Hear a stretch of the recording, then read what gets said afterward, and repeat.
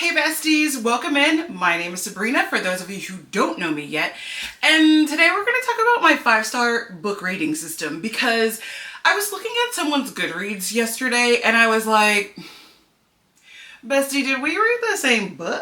And I'm willing to bet that somebody, it's maybe even you, looks at how I rate books and has the exact same thought, like, no girl, for real?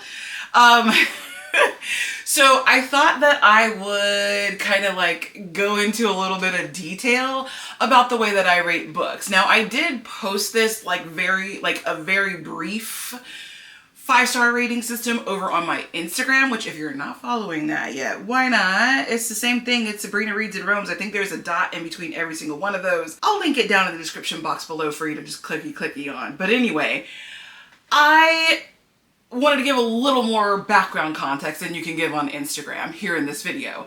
So when I am rating a book, you know, the major things that I look at are the plot, the people, the prose. Now, that's not it. So I also am looking at vibes, like how much did I like the book? And I have toyed around a little bit with separating the two. So having a strictly like the stars be for the plot, people, prose. And then having a heart rating system be for how much I vibe with the book. I don't know. I may think about doing that in 2026. We'll see. We'll find out, okay? But when I look at books, I look at the plot. Was the plot good? Like, did the plot make sense? Was it flowing? And then I look at the people. Are the characters good? Like, are they written well? Not are they likable, but are they written well? Like, are they developed? Did they go on a journey and like discover themselves? Or, you know, there are books where I hate the character, but they were well-written characters. And then looking at the prose, like, does the author write in a way that's easy to read? And it could be purple prose, it could be plain prose, but it's just easy to read. Sometimes there are authors who make very clunky sentences and they do that repeatedly. And that's very hard prose to read. And if I have to like stumble over something and keep going backwards and keep trying to figure like, wait, what did you mean? Or what did they mean by that? That's not really good prose. So I'm looking at those three major things and then I'm pulling in vibes. Like, did the book vibe? So that's kind of what I'm looking at when I'm rating things. Now, how does that all fit together? Let me kind of like walk you through it, okay? So one, I'm gonna grab some, these are all my read books for 2026 so far. So we're gonna talk through some of the ones that I have rated in different star categories. So let's start with my 1 stars. And now, these are books that I like to say, absolutely not. Like, bestie, there's no way this should have been a book. And, and for the most part, that's true. But there are some other books in this category that like, just, why? Or I just didn't, like, I didn't vibe with it so hard that I'm just like, no, absolutely not. And sometimes that's just for me. So one book that I can think of in this category was a book that I had checked out of the library that was about vegetables, about like weird vegetables. I don't even know what that thing was called, but here, I'll put a photo of it right here. It's not that the book was bad. And I work in the nutrition field. I am interested in weird vegetables.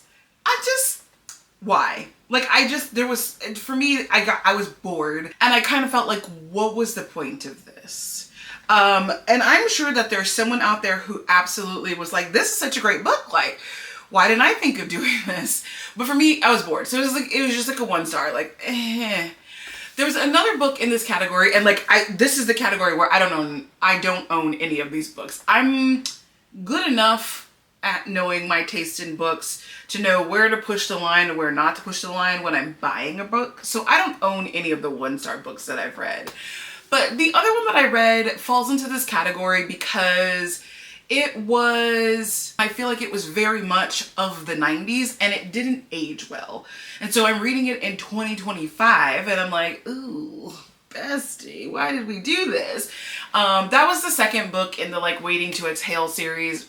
It was just, there was too much early to mid 90s dialogue and things going on for me to be comfortable reading it in 2025. It just didn't age well. So it got a 1 star for me, turned it back to the library. Okay, moving on. Like, that is just gonna be what it is for the 1 stars, right?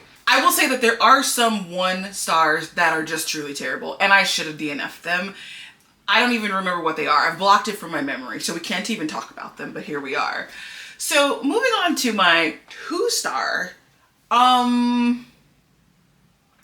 this is the category that I like to call, well, that was certainly a book. Like, okay, you did your thing. You wrote a book and published it. Good for you. You know, like, I'm proud of you, but okay. So in this category, I have a couple of books. And unfortunately, I do actually own 2 of the ones that I want to talk to you about. Let me grab those off the shelf.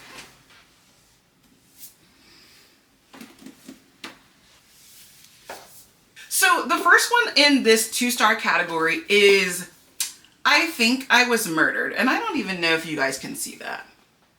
I Think I Was Murdered. Now, let me tell you about this book. I got it and read it for book club. Listen, this was written by 2 different authors, and my whole thought during reading this was, there are 2 of y'all and this is the best you could do. It didn't make a lot of sense. There wasn't a lot that like really like drug the plot along. We just were in a new scene. And it's Christian fiction, which super not a big deal, but the way that it feels like they wrote a book and then they were like, oh wait, we need to make a Christian fiction. And so they inserted random parts of dialogue where they're like, don't forget, we love Jesus. It just was like, it didn't even make sense for that to be in the book. It's not like it was a central focus. It's not like they were going to church or anything. It was just like, oh, we need to make this Christian-y, like, let's put this in on page 82. That's how it read. And then the characters were terrible. They had no growth, they had no development, there was nothing to them, and the way that they behaved was stupid. So, so that was one of my 2-star reads this year. Then we have The Southern Book Club's Guide to Slaying Vampires. Now, listen, remember, plot, people, prose, right? I thought that the plot was good. I thought the plot was great. I thought that the prose was quite fantastic. I actually like Grady Hendrix. I like one of his other books and I rated it very highly. For me, the people in this book absolutely killed it. So there was, I think I talked about this not that long ago. I'll link that video up here for you. I felt like the people were super one-dimensional and racist, and I'm not really sure why the characters needed to be written that way. And beyond the characters being racist, because we are in the American South in this book, so that kind of makes sense. But beyond that, the way that the author chose to write people of color in this book just really, honey, it did not do it for me. And so I just wasn't able to rate this book any higher than I did because it just sucked.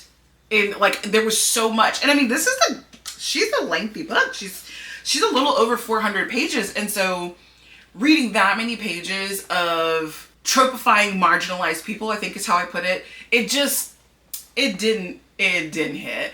And so I gave it a 2-star. So that's like where the vibe really overshadows the plot, people, prose part of the book for me. Okay, and one more 2-star book is The People We Hate at the Wedding. The lighting here is bad, so I'm sorry, I don't know if you guys can clearly see the cover here, but this is The People We Hate at the Wedding. Now, I just read this one, so I don't know that I've done a monthly recap on this one or even a weekly recap on this one yet, but like, the people in this book sucked. Like, there was not a single redeeming quality of a single person in this book. Like, every single person in this book sucked. I don't even know why the author bothered writing this. Like, I don't know what we were supposed to get out of it. And even though the premise of the story was really good and the prose was actually decent, the people just suck so hardcore. Yeah, I don't even know what else to say about this. The people just sucked and I didn't want to really finish reading it, but I was reading it for 2 reading challenges at the exact same time, so I felt like I had to stick it out and do it and like get my points on both reading challenges, if you know what I mean. So that was what happened with those.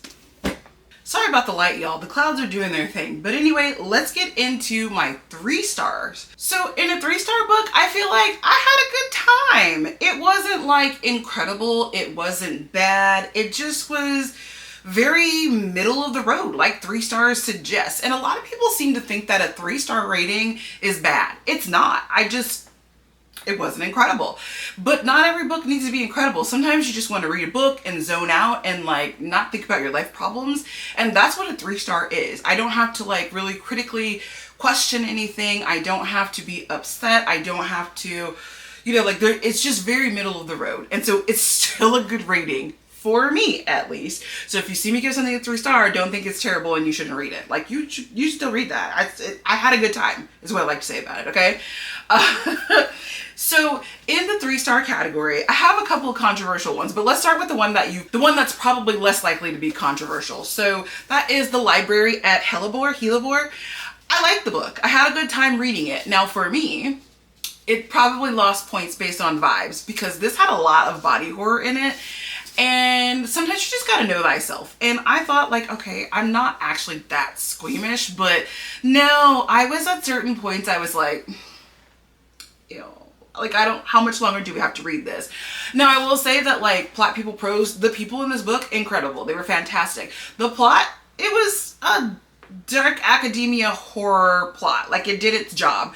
The prose in this book was very well done. The author did such an incredible job of making me feel disgusted, which is why the vibes were off. Like, it's like,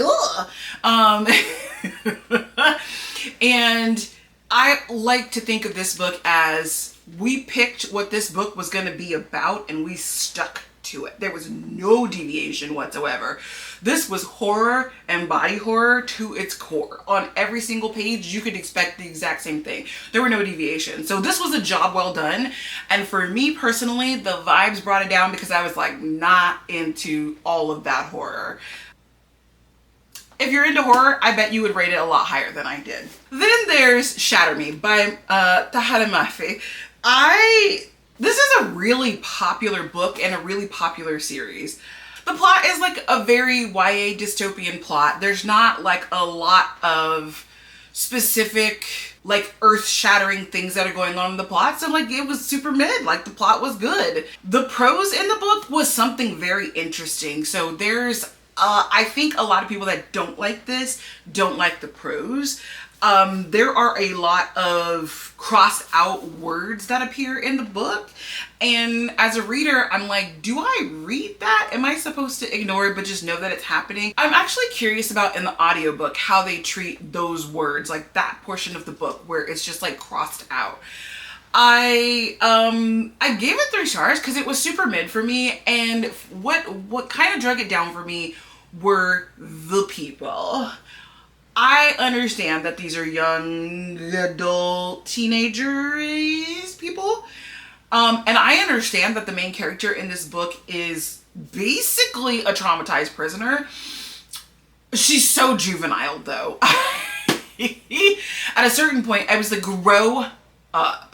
And it started getting on my nerves, which is kind of what drug it down from like, could this be a 5-star? Could this be a 4-star? And it ended up being a 3-star. So that is like, it's the book is mid to 4. It's like a 3 to 4. But then for me, when you start factoring in my vibe level, it comes down to a 3. So that's a good example of me rating a book a 3-star. And perhaps the most controversial one is gonna be our girl, Jennifer Lynn Barnes, with The Final Gambit. Now, these books are adored, and this author is adored, and I was with it. I mean, this is the 3rd book in the series. I read the first 2, and I liked them. I feel like we got to the 3rd book, and we have the same cast of characters. They've had 0 growth whatsoever. They are so one-dimensional, and it's like we have one brother who's like, oh, I'm the silly goofy brother, and there's literally nothing else to him besides being silly goofy. It's just like, my God, you guys, please. And even when he is at a point where he is conceivably having a moment of character growth and development, he doesn't. He's like, oh, I mean, I could take this seriously, but I'm the silly, goofy brother, so I'm not gonna. It's like, okay. So we've learned nothing over the course of 3 books. We've not developed as a person whatsoever. And the 3 books they span like a year's worth of time. So in a year's worth of time, we've not developed at all as characters. And I slogged through the book to finish it for finishing sake because I don't like to DNF books, but like, I could have gone without this book. We could have just ended it at book 2. Okay? And I'm sorry. I know people love her. I know people love this book, this series. I can't do it.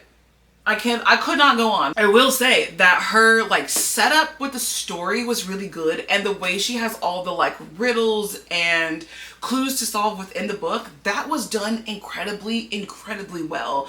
The people in this book made me want to throw the book out of the window. I was going to defenestrate this book at some point, and I just decided to go ahead and finish it. That's actually pretty good because it could have been a DNF, but it got 3 stars. So, you know, not bad, huh? Okay, now for my 4-star reviews. In the 4-star category, I think the book is really good, and I highly recommend you read it. Let me just show you some of the books that I put in my 4-star category, okay? The first one that I picked up for you is The Names by Florence Knapp. I read this one for my personal book club that I am the queen of. It's my little queendom of a book club. I read this for my personal book club and I liked it. I had such a good time reading this. I thought that the plot was good. I thought the people were excellently written, and the prose was very mid. It wasn't like anything spectacular with the prose, but there were no issues with it either. So I just thought it was just like such a well-developed story, well thought through, and I shed a tear. I did shed a tear at this book, and I thought there was like a good amount of attention to detail. And there's a character in this book that I absolutely hate. I will literally, if I see this man, it is on sight, okay? Because like that is how much vitriol and hate I have for this man. So like the character's super well done, and hats off to Florence Knapp. Now, the next book that I have in the 4-star category is kind of in the same vein, and that is The Lost Apothecary. Now, I read this one on my Kindle, and I thought it was so good, I went and got the collector's edition hardcover book of this because first of all, it's pretty, but I thought the book was so good, and it's one that kind of, like, I read this in the beginning of the year, in the beginning of 2025, and it kind of like stuck with me as like a good story. And like, oh, anytime I see Sarah Penner's name, I'm like, oh, she's such a good author. I thought that her prose was really good, her plot was good, and the people in the book were decent. They weren't the most well-rounded people, but there was a journey and there was growth, and I just thought that she did the whole thing really well. I like, it's a book that I recommend to people when they want to have a more, not like a super deep book, but something that still has some substance to it, that has a little bit of history. Now, you know I love myself a historical fiction, and I just realized that this has a beetle on it, and so does the library at Helibor. Anyway, so it was such a good book, and I would, if I were a rereader of books, I would reread this book. I mean, I got a shelf trophy, for crying out loud, so that should tell you something. I could have just left it as a Kindle book, and that could have been it. And you see how with this one, with the 4 stars, like, I just don't have a super ton to say about it because it was a good book. I don't have any complaints about it, but it's not like the most incredible book that I've ever read. So it's like, 4 stars is excellent. I highly recommend you read it because it's just a good book, hands down. So, and my third example of a 4-star book that I want to get for you is Fourth Wing, okay? Listen, and you have to realize that in the star rating system, there's a range. So it could be 4.25, it could be a straight 4, it could be 4.5, it could be a 4.75, although I tend to just round up if I have a 4.75 and call it a 5. But Fourth Wing is one of the like high 4s, whereas The Lost Apothecary is just a 4. I gave Fourth Wing a high 4 rating, like a 4.5. And for me, this was such a good book. The plot excellent, excellent. Yes. Was it groundbreaking? Not exactly, but there were enough elements of the typical fantasy things that were different from other fantasy books that made it stand out. And I mean, I'm not alone in that. People love Fourth Wing. I have not read any of the rest of the books in the series yet, but I do plan on it. So people love Fourth Wing, and like, that's not by mistake. The prose in the book was just so. It was easy to read. It was easy to get through. And although we have a lot of like fantasy concepts, we have some romantasy stuff going on, the prose doesn't stand in our way. And then the people in this book had me upset. Okay? Upset. Violet's mother, I will fight. Okay? Zayden? Okay, we're not gonna get into it. We're not gonna get into it with Zayden right now. But, you know, the book was good.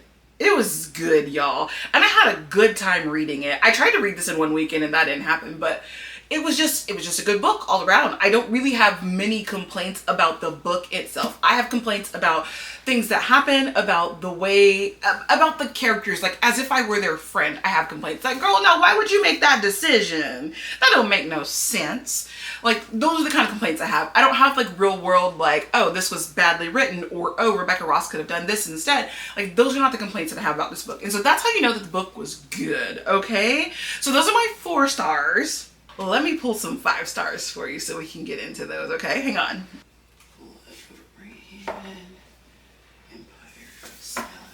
Okay, so for my 5 stars, it has to be a 4-star. Like, there has to be like no real complaints about it.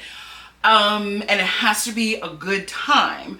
But also, I don't elevate something to a 5-star until I get to the point where I cannot stop thinking about this book. Like, literally, like, I will just be thinking about it days and days and days later. So a lot of times I will rate a book like a 4.5 to a 4.75, and then I'll come back a day or 2 later and I'll change it to a 5, because I'm like, that was like mind altering, right? Like, this has changed my life in some way, shape, or form. So the first book that I pulled for this is going to be Empire of Silence by Christopher Rucchio.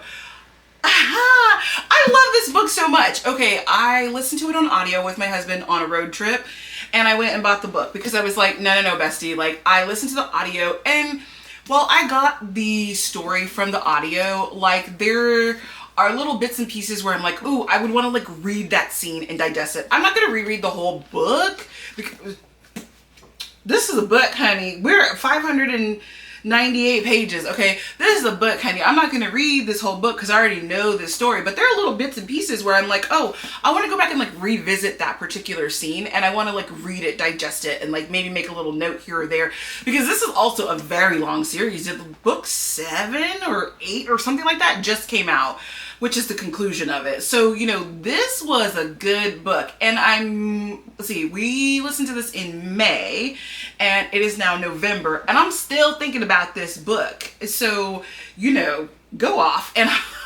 we've only gotten through, we're almost finished with book 2. And I want to devour this whole series. Now I have like a billion other books that I'm reading, so it doesn't happen that quickly for me. But like, this is a series that I'm like, I gotta get to the end because I gotta know what happened. I need to know how our guy got into this stuff. And I also just like really, I love the writing. It's very cheeky, and I like the character, like the main character, Hadrian. He's funny. Like, he's really like awkward, goofy funny, and I love it. And so I thought about this book for weeks and weeks and weeks. It is November. I still come back and think about this book from time to time. Not every day, but like on a frequent enough basis that like, yes, this is a 5 freaking star, okay? The next book that I have in this same category is going to be Blood Over Bright Haven. Now, I've actually heard some pretty mixed reviews about this, but I think this is either you love it or you hate it kind of book.